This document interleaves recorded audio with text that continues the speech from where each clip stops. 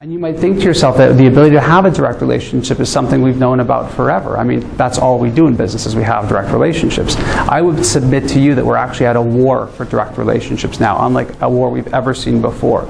And the war is happening because you're not in a battle for the direct relationship anymore with your competitors. You're always going to be in that battle. That battle will always be there. The new battle for direct relationships is the battle that you have with all of your business partners who are also battling for that direct relationship with your customers. I'm going to repeat that because you might be like, what is he saying? The battle is that you have to figure out how to control the direct relationship because everybody who you sell through and with is also in the fight for that direct relationship. So what I want you to do is forget business for a couple minutes and be a consumer. Be a consumer like me who went out one day and bought a pair of headphones. I bought a pair of Beats by Dre. By the way, if you're over 16, don't buy them, you look stupid, but that's another story. I agree. Yeah, it's like neon. I love seeing like people on Bay Street with the neon green Beats, and I'm like, you're trying, but it's just, it's like, you know, the guys who have the tattoos underneath the suits, like, you're trying, but you didn't live up to it. Beats by Dre does a phenomenal job of marketing, communicating their brand out to the world. They'll use things like out of home. They'll use things like product placement, which we've all seen on American Idol.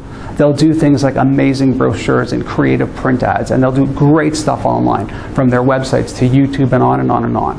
And so what I want you to do with me is be the consumer who bought these headphones and thin slice it down to a world where everybody's telling you to like them on Facebook. And I'm not picking on Facebook, I'm just choosing a platform that we all probably recognize and acknowledge.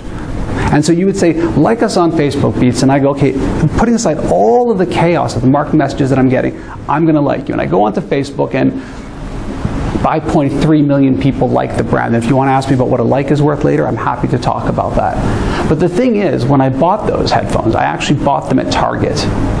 Not here in Canada yet, but in the States. I guess in Ontario I could buy them in Canada. And so Target is an amazing engine of marketing too. Think about the FSIs, the flyers that you see every week. Think about the billboards. I mean, especially in this city, the work that they're doing about being welcome to the neighborhood has been, I think, pretty amazing, creative.